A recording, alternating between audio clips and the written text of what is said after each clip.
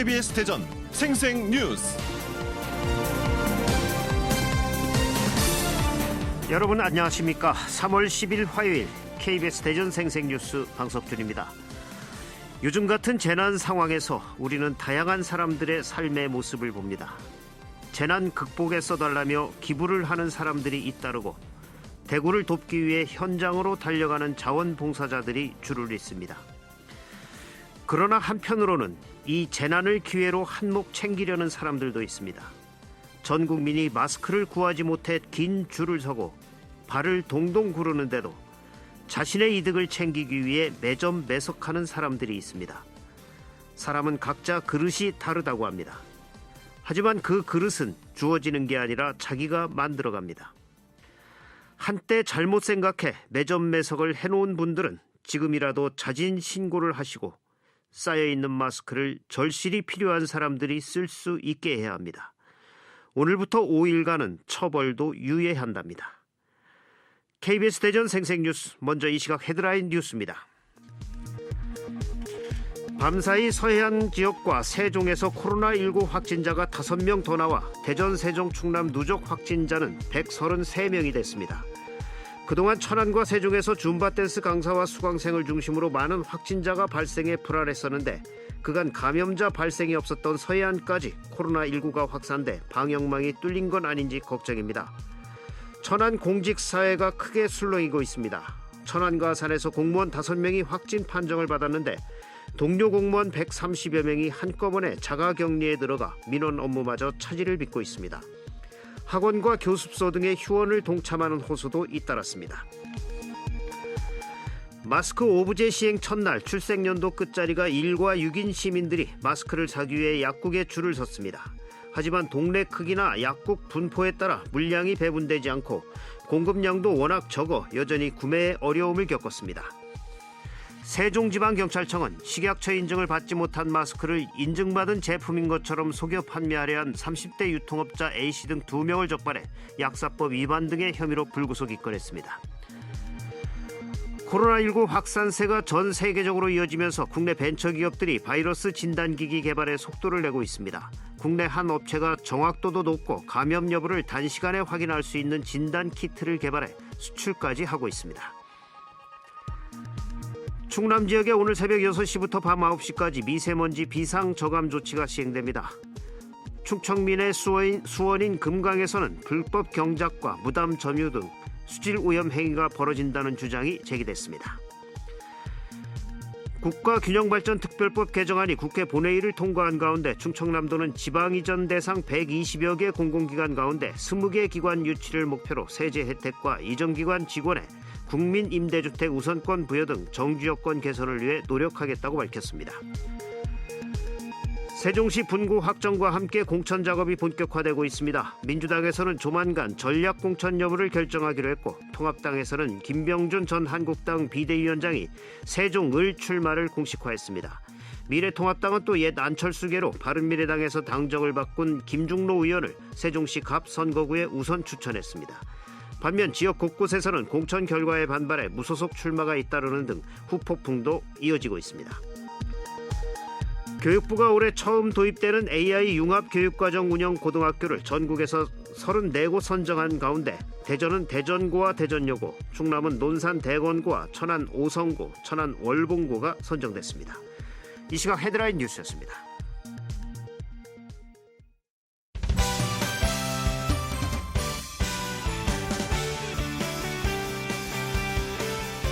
뉴스브리핑 순서입니다. KBS 대전 보도국의 백상현 기자 나와 있습니다. 백 기자 안녕하세요. 안녕하세요.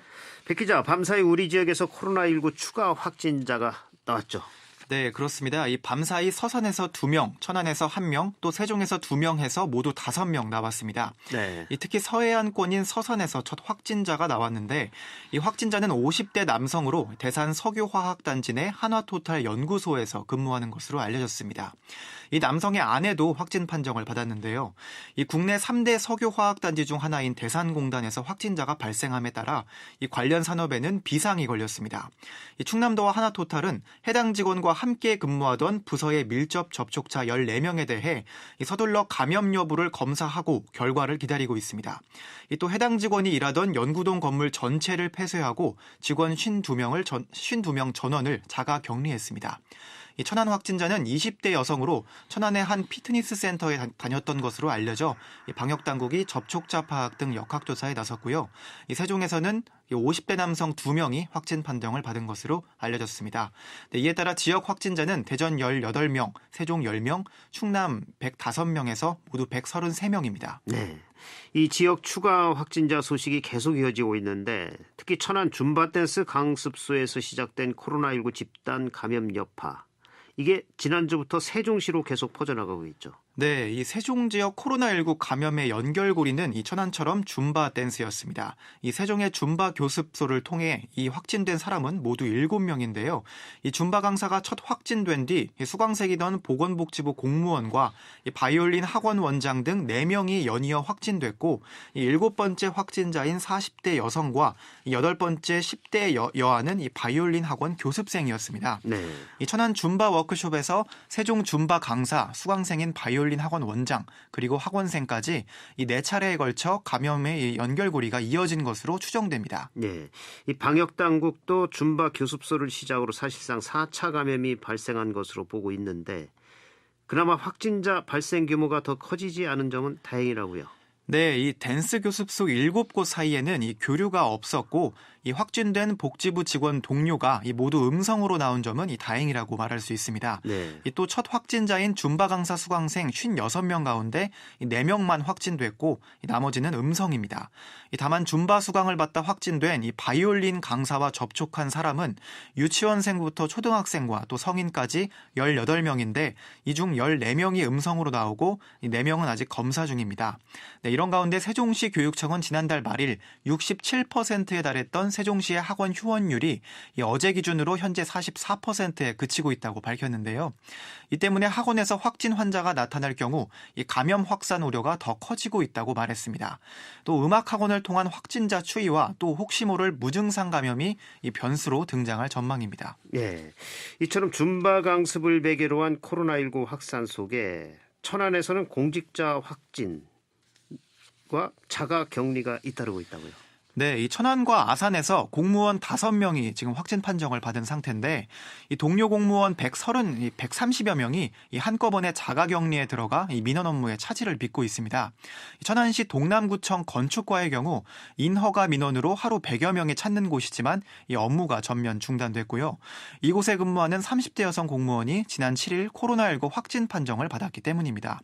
이 해당 여성의 남편도 복명동 행정복지센터에서 일하는데 역시 확진돼 대체 인력이 투입됐습니다. 네, 이 업무가 중단된 기관이나 부서 또 있나요? 네, 이달부터 농업 직불금 신청을 받는 아산시 농업기술센터 농정과는 2주 동안 폐쇄됐습니다. 이곳에 근무하는 50대 공무원이 천안시 공무원인 부인과 함께 앞서 말씀드린 그 공무원과 함께 직원 30여 명과 또 자가격리됐기 때문인데요. 네. 지금까지 격리된 천안 아산 공무원만 130여 명입니다. 하지만 확진된 공무원 5명 가운데 공무원 1명의 부인만 줌바 강사의 수강생으로 확인됐고 나머지는 감염 경로도 모르는 상태입니다. 네, 이에 따라 추가로 공무원 확진자가 나올 경우 자칫 행정민원 업무 차질이 더 커지지 않을까 우려가 나오는 상황입니다. 네, 뉴스브리핑 백상현 기자였습니다. 수고하셨습니다. 수고하셨습니다. 오늘의 생생정보입니다. 대전 유성구가 자가격리자를 대상으로 심리지원을 실시합니다. 우선 이들에게 감염병 경험자 마음돌봄 안내서와 심리지원 안내 문자를 발송합니다. 또 전화를 통한 심리상담으로 심리적 스트레스를 완화해 더 큰 정신질병으로 발전하는 것을 예방하고 전문적인 심리상담이 필요하다고 판단될 경우에는 국가 트라우마센터 또는 국립공주병원 정신과로 1:1 상담을 연계할 예정입니다. 청양군이 코로나19 여파로 어려움을 겪는 공설시장 입주 상인을 위해 이달부터 건물 사용료 70%를 감면합니다. 부여구는 5월 1일 개막 예정이던 2020 세계유산 부소산성 낭만의 봄나들이 축제를 취소했습니다. 또 4월에 옥산 옥녀봉 진달래꽃 십리길 축제와 내산면 벚꽃 축제도 취소했습니다. 그리고 은산 별신제와 초촌 송국리 유적 풍년기원제, 홍산 임천 보부상 공문제, 부여 부수산성과 화지산 유적 발굴 조사를 위한 개토제 등도 모두 취소했습니다. 아울러 다음 달 초까지 예정됐던 세도 동곡서원 춘향제 등 8개 재래와 군수기배 체육대회와 협회장기 궁두대회, 권역별 게이트볼 리그대회 등 체육행사와 부여군 굿들의 장학회 장학금 수여식 등 4월로 예정된 각종 행사 역시 잠정 연기했습니다. 금산군도 다음 달 4일로 예정된 제13회 금산천 봄꽃축제와 18일부터 19일까지 열려던 2020 비단고울 산꽃축제, 다음 달 말로 계획된 제13회 남일면 홍도화 축제를 취소했습니다. 홍성군은 14일까지 홍성, 광천, 갈산 전통시장의 임시휴장을 연장합니다. 임시휴관 중인 충남도서관이 한시적 도서대출 서비스를 제공합니다. 오늘부터 휴관 종료 시까지 1층 정문 창구를 통해 시행합니다. 대출 가능 시간은 화요일부터 금요일까지는 오전 9시부터 오후 8시, 주말에는 오전 9시부터 오후 6시까지이며 월요일은 운영하지 않습니다. 대출 도서명과 신청인의 이름, 연락처를 기재해 충남도서관 임시 계정으로 전자우편을 보내면 됩니다. 날씨입니다. 오늘 대전과 세종, 충남 지역은 흐리고 오후까지 5mm 안팎의 비가 더 내리겠습니다. 미세먼지 농도는 세종과 충남은 나쁨, 대전에서 보통 수준을 보이겠고 충남 지역에는 공장 가동 중단 등 미세먼지 비상 저감 조치가 시행됩니다. 오늘 낮 최고 기온은 7도에서 10도로 예상됩니다. 내일은 맑겠고 아침 최저 기온은 영하 5도에서 0도, 낮 최고 기온은 8도에서 10도로 오늘과 비슷하겠습니다. 지금까지 생생정보였습니다.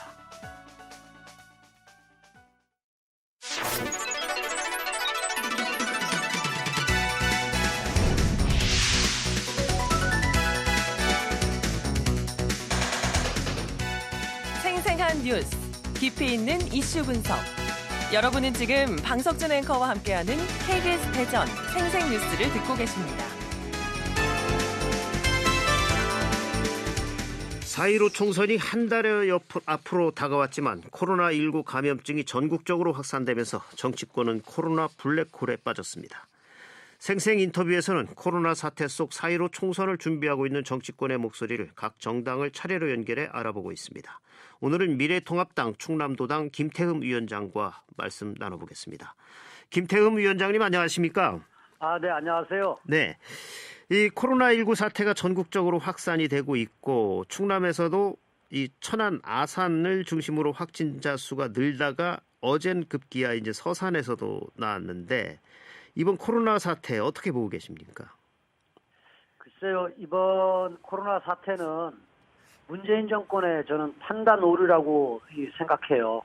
이 안이한 대응이 일으킨 저는 인재이자 대재앙이다. 그리고 이건 천재지변이 아니라 인재지변이라고 이렇게 생각을 합니다. 네. 이번 일은 이 문재인 정부가 중국 시진핑 주석의 방안을 성사시켜 보려는 어설픈 이런 정략적인 외교를 깨다가 처리한 일이다 이렇게 생각을 하거든요.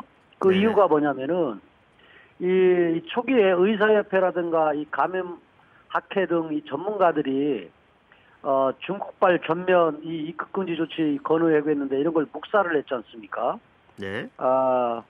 그리고 또 이 전염성이 강한 병원 이 감염원을 이 원천 차단하는 것이 방역의 이런 기본 아닙니까? 그런데 이 문 대통령이 이 중국과의 관계라든가 그다음에 초기에 그러니까 한마디로 말해서 이 한여름에 이 창문을 열어놓고 이 모기를 잡는 식의 그런 조치를 취했다는 얘기죠. 네. 그래서 저는 참 답답하고 또 이 화도 나고 그러는데 이 문 대통령이 한 번도 경험하지 못한 나라를 만든다더니 정말로 이게 마스크를 이제 공산국가에서 이 배급받듯이 줄 서서 하는 이상한 나라가 돼버렸습니다. 참 걱정입니다. 네. 이 정치권도 코로나 사태로 사실상 총선 선거운동이 거의 중단되다시피 했고 이 코로나 사태에 총력 대응을 하고 있는데 미래통합당은 코로나19와 관련해서 어떻게 대응하고 계신가요? 우리 당은 이 코로나 종식을 위해서 할 수 있는 일은 모든 것은 다 하겠다.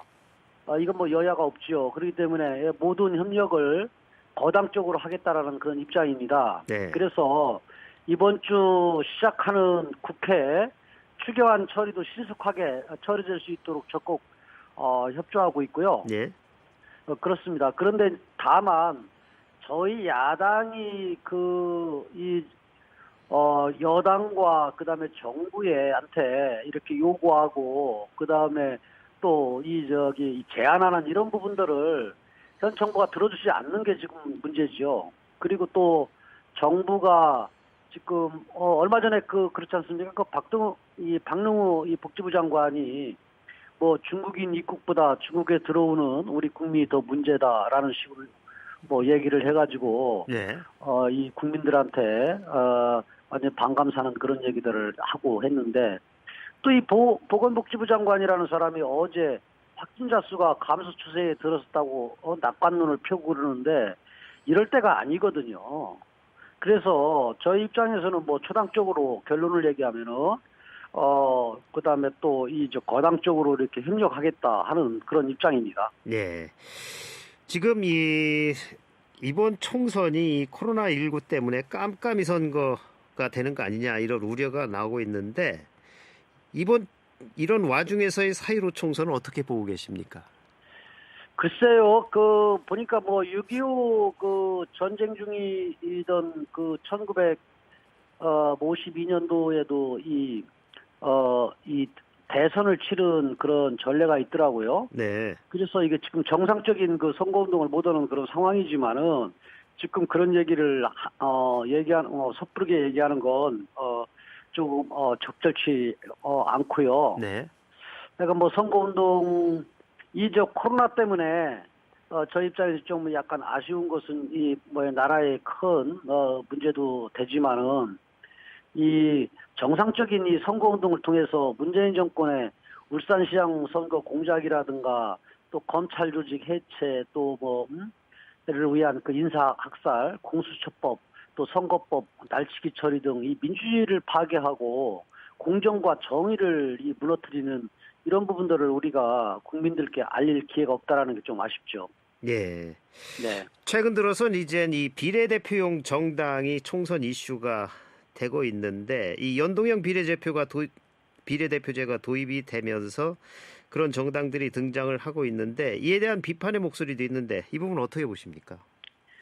이 민주당의 이 행태를 우리 사회자께서 잘 아시지만 이거 막장 코미디고 또 이게 참으로 뻔뻔하고 파렴치한 이 행태예요. 원래 연동형 비례대표를 도입을 할 때에 저희들은 극구 반대한 이유가 이 연동형 비례대표 제도를 하게 되면은 큰 정당들 같은 경우는 정당 투표에 의해서 비례대표를 하나도 가질 수 없기 때문에 네. 위성 정당들이 생겨날 수 있다. 그렇게 되면 민의를 왜곡할 수 있다. 이런 얘기를 주장을 한 거거든요. 그래서 반대를 한 거거든요. 네. 그런 사례로 해가지고 이 2005년도에 알바니아라는 나라에서 연동형 비례대표를 도입하자 거대 양당이 군수 위성 정당들과 연대해서 비례대표를 싹 몰아주는 네. 그런 분리두피 형태가 나타났거든요. 그래서 네. 알바니아도 2008년도에 그 다음 선거에서 연동형 제도를 폐기시켰어요. 우리나라도 이런 상황이 나타난다. 네. 그리고 또 당신들이 그걸 처리를 하게 되면은 우리는 비례용 자매정당을 만들 수밖에 없다. 이미 얘기를 했어요. 근데 우리가 그럼에도 불구하고 이 사람들이 이 선거법을 이 군수정당들한테 네. 빗기로 해가지고 이 군수법을 처리를 하기 위해서 서로 이렇게 딜을 한 거 아니에요. 완전 사기를 친 거거든요. 국민들한테 꼼수를 친 거고. 그러고 난 다음에 저희가 얘기했던 것처럼 또 경고했던 것처럼 연동형 비례대표 도입하고 난 다음에 비례정당 만들으니까 또 지네들이 비례정당 만든다는 게 이게 말이나 됩니까? 그러면은 원래 자기들이 이 잘못된 부분을 시인을 하고 네. 선거법을 원래대로 되돌려 놓아야죠. 이 사람들은 보면 화장실 갈 때 다르고 나올 때 다르고 참 이 사람들 보면은 이거 문제가 참 많아요. 이걸 국민들께서 엄중하게 이번 선거에서 심판을 해줘야 된다. 저는 그렇게 생각을 합니다. 예. 지금 이 코로나 사태로 예비 후보자들의 선거 운동도 이 온라인 등 이 비대면 방식으로 바뀌고 있죠. 이 기존의 선거 상황과는 전혀 다른 양상인데 이번 총선 전략 미래통합당은 어떻게 세우고 계신가요? 사실 지금 이 어느 당이나 막론하고 이 정상적인 선거운동을 할 수 없는 상황이잖아요. 네. 그래서 이 대면 선거 운동 같은 경우는 뭐 거의 할 수가 없고 이제 온라인이나 이 SNS 이런 부분들을 통해서 이제 선거 운동을 할 수밖에 없는데 여러 가지 걱정입니다. 그래서 저희들 입장에서도 이 두 가지가 이제 걱정인데 하나는 뭐 이 정상적인 선거 운동을 할 수 없는 이 부분 이건 뭐 다른 정당이나 마찬가지이기 때문에 네. 이 SNS 선거 운동을 더 강화할 수밖에 없고 또 하나는 지금 이 코로나 이 문제 때문에 문재인 정권의 뭐 경제, 정치, 외교 모든 부분 그다음에 정의, 공정을 무너뜨리고 민주주의를 파괴하는 이런 부분들이 뭔가 이 감춰지고 드러나지 않고 선거를 치를 것 같아서 걱정입니다. 네. 현재 충남의 후보자 확정 상황은 어떻죠? 저희는 지금 저희 지역구인 보령, 서천, 그 다음에 공주부여, 청양, 아산, 서산, 태안, 논산, 금산, 계룡 등 이 11곳 중에서 5곳이 저희들은 결정이 됐습니다. 네. 네. 네. 아마 저쪽도 지금 민주당도 저희하고 똑같은 것 같은데요. 예. 네네. 예. 이번 선거 과정에서 이젠 다양한 지역 현안들이 이슈가 될 텐데 이번 총선에서는 어떤 지역 이슈가 부각될 거로 보십니까? 사실은 뭐 저희들은 이 혁신도시라든가 이런 지정이라든가 이런 부분들이 아마 이슈가 될 거다 했는데 네. 이건 뭐 충청권의 여야 의원들이 힘을 모아서 이 국가균형발전 특별법을 지난 6일 날 이제 통과시켰지 않습니까? 네. 그래서 이제 이런 부분들은 다행이고 가장 이 충청권의 이 핫 이슈는 저는 그렇게 보는데 천안, 아산, 당진 등 이 북부 지역하고 네. 이제 뭐 이 부여, 청양, 우리 논산 그다음에 우리 보령, 서천 이쪽에 이 서남북권하고의 예. 이 균형 발전적인 측면 이 부분들을 뭔가 우리가 이슈로 생각하고 중요 이슈로 생각하고 네. 그런 그 발전 속도라든가 그다음에 불균형적인 이런 부분들을 어떻게 할 것인가 하는 이런 부분들이 저는 고민이라고 봅니다. 네. 이 국가균형발전특별법이 이젠 통과가 됐고 해서 이젠 어떤 공공기관을 유치하느냐 이게 더 중요해졌는데 이 부분은 어떻게 보십니까? 저는 세종시가 이제 만들어지면서 2015년도부터 2019년까지 5년간 전입한 인구가 한 28만 가까이가 돼요. 그런데 그 중에서 수도권에서 유입한 인구는 7만 2천 명 정도, 약 26%밖에 안 되거든요. 네. 그러고 난 다음에 이 대전, 충남, 충북, 뭐 이 충청권에 유입된 인구가 16만 6천, 한 17만 가까이가 돼요. 한 60% 넘어요. 네. 그래서 이 블랙홀 현상이 일어날 수 있는 그러한 것은 우리가 좀 지양을 해야 되겠다. 그래서 이 어떤 이 공공기관을 유치하는가 이런 부분도 또 중요하지만은 네. 이 직원하고 가족들이 함께 적극적으로 이렇게 전입할 수 있는 그런 여건. 그래서 이 속에서 시너지 효과를 낼 수 있는 기업 유치 이런 부분들이 함께 이루어져야 되지 않나 이런 생각이 듭니다. 네.